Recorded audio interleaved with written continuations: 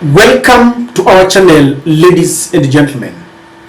The year 2023, God willing, we are going to cross over to 2024. But 2023 was coupled with a lot of difficulties, myriad of challenges that Kenyans had to face, especially courtesy of the very bad policies from the Kenya Kwanza government. Notably was the very high tax that was levied on the petroleum products because of the Finance Bill 2023 that also contained the housing levy. And there's been a battle in court with people like Okia Mutata, Law Society of Kenya, going to the courts. And recently, the court declared the housing levy unconstitutional. And the government, through what I can only call intimidation, pushed the collection of the housing levy taxes to 2024.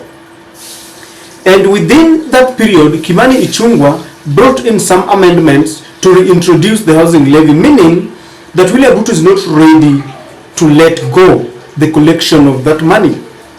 And he actually threatened that anyone who is trying to oppose the collection of the housing levy is going to battle with him. They are going to contend.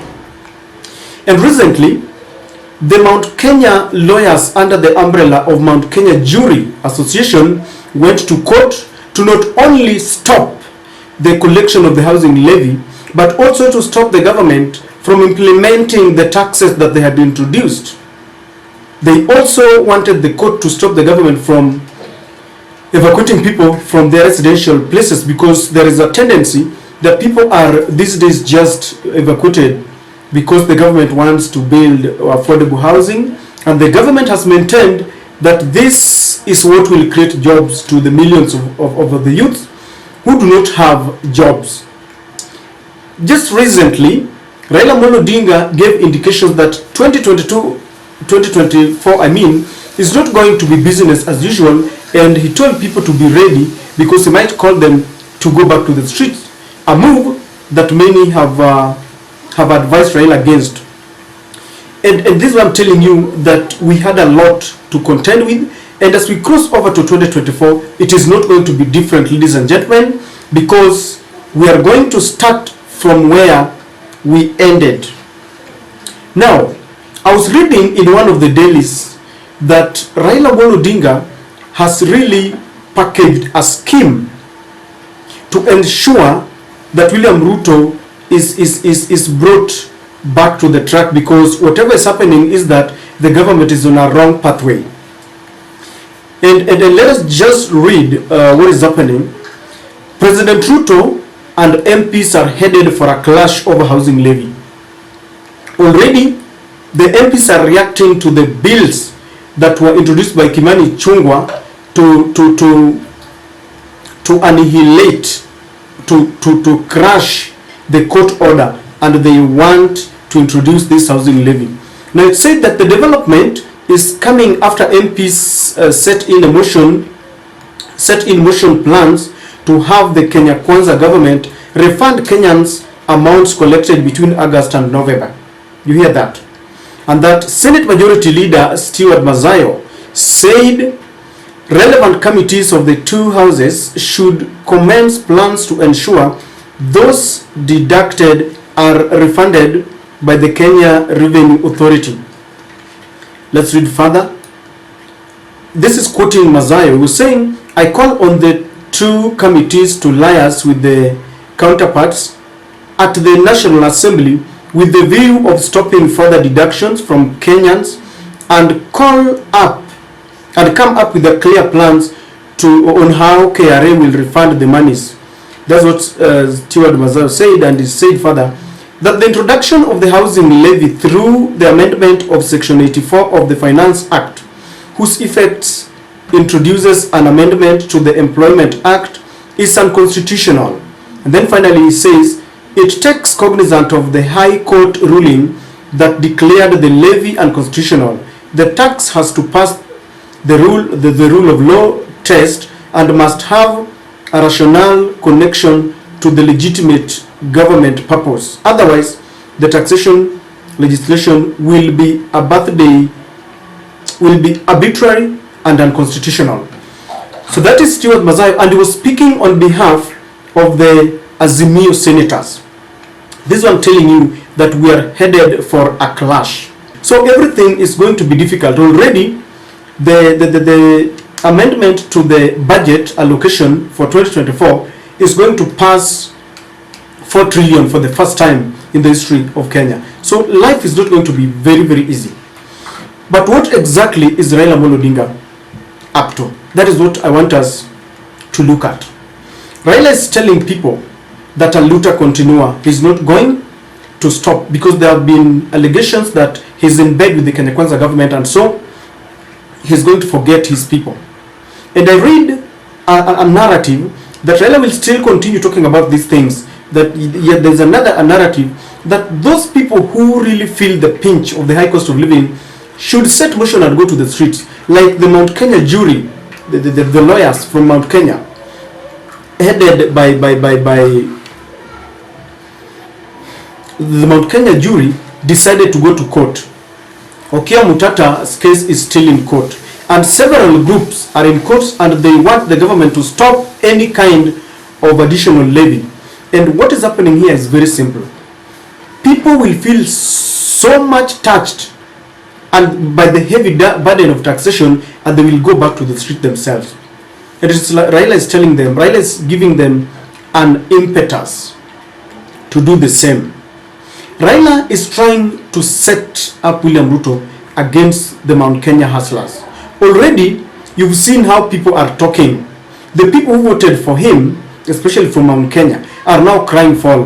The other day in Kiambu, they were being evicted from their homes, and this is one of the prayers that the Mount Kenya jury went to court to seek, so that they stop being evicted. And so when Raila brings this, what will happen is very simple.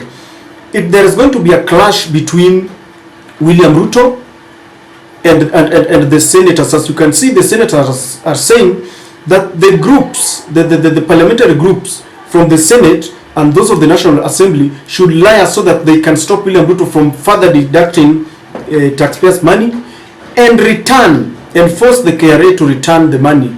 This is something that William Ruto had said is not going to happen, and he said he will use his sword. So you can see that these people understand very well that William Ruto is up to no good, yet they are forcing him to stop it. So the Mount Kenya fraternity is going to look at William Ruto and say, really, this is not the man that we elected. And as people approach 2027, this is going to be one of the thorns in Ruto's flesh, because he will not be able to explain why he's doing this. Already, you've seen Jubilee sensitizing their people that this man we elected, or this man who is our president, promised to bring down the high cost of living, but now he is on a different path, and our people cannot talk. So he's going he's setting up William Ruto against Mount Kenya.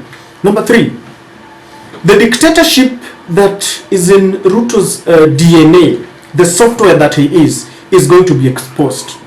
Why? Just the other day when he said that he will use his sword, 2024 is going to be the mother of all battles, because the courts have decided it is unconstitutional. They have been threatened. There might be a probability that in the Court of Appeal, as I think the Attorney General is already going there, he had already written a letter that the period, the 45 days that was that they were set to hear the appellate hearing is too long, and he wants the court to give them a shorter period. So already William Ruto has threatened the courts. The courts are against it. Some of them might just coil the tail, and the ruling in the appellate court might be that they have allowed the housing levy again. Parliament will be threatened, because you see, those from Mount Kenya and those, not really Mount Kenya, but the Kenya Kwanza section and the Azimio are going to clash. And they are doing this because they were told, the other time they were told, I want to see who is voting against this bill. And because of that, they were exposed. So Raila is trying to expose the dictatorship. Parliament is going to be threatened, to be cajoled to pass it, the amendments that Ikmani Chungwa is bringing. The courts are being threatened. Those who are taking the cases to the court. So Raila wants William Ruto to be known for who he is. He always says he's a man of God, together with Rigathi Gachagua. So by the time the Azimio is done with William Ruto, everyone will see, because there are few people who are still blinded and they cannot see what is happening. 2024 is the year to watch. The other thing that is happening, the kind of slavery that Mount Kenya MPs have been subjected to is untold. The other day, Pauline Njoroge was saying that our people are so muzzled that they cannot talk. When things are going wrong, they cannot speak because they went to the people and they told them William Ruto is a good man. Now they feel the pinch, but they cannot say it. Reports indicate that the other time they told William Ruto that when we go back to our people, we are very unpopular because of these punitive taxes. What was the response from William Ruto? You don't have to be popular all the times. Wait for the right time. Maybe, for example, in 2026, be popular because we'll be approaching 2027. So the kind of slavery is what Raila is trying to expose. Why? They will still support something that they know very well is a burden to their people. And when Raila pushes for this, because this is going to be a battle, the Mount Kenya fraternity, Mount Kenya MPs, both in the Senate and the National Assembly, will be supporting William Ruto. And their people will be seen. When we are suffering, our people cannot speak. And they are also being exposed that indeed they are in slavery. Finally, Uhuru Kenyatta is on a pathway to ensure that he kicks out William Ruto from Mount Kenya politics. And I see his hand. He has already indicated that he does not support the NADCO report because it does not support the cost of living. Neither does it support one man, 1 shilling, 1 vote. And so together, it is like they're going to rally behind together to ensure that William Ruto brings down the cost of living. Because even though the NADCO report was adopted, it does not stop the Azimio. It does not stop people from talking about it. There are other people, other bodies that are forcing this government to ensure that they bring down the cost of living. Even the Mount Kenya jury, one of the press in their document was that Parliament should be stopped from adopting the National Dialogue report because it does not encompass, or rather clearly talk about how they are going to reduce the cost of living. So Uhuru Kenyatta is in Azimio, and together he's telling them that this is the time to deal with this government for our people to have the freedom that we've been yearning for. Already Martha Karua is saying we should go back to the streets. So if people will not go back to the streets, there is going to be a lot of pressure from William Samoei Ruto. I've seen many people, especially the Kenya Kwanza bloggers, saying that William Ruto is unstoppable. In fact, he himself, William Ruto, said that he is very unstoppable. But Kenyans can stop him because Kenyans are very tired. If you see the voters from Mount Kenya, voters from the Rift Valley, they are beginning to cry fall. And you know, corruption is still embedded in this government. Ask the Nandi Senator Samson Cheregai and he will tell you why. Ask the Auditor General, he will tell you why. Ask the Controller of Budget, he will tell you why.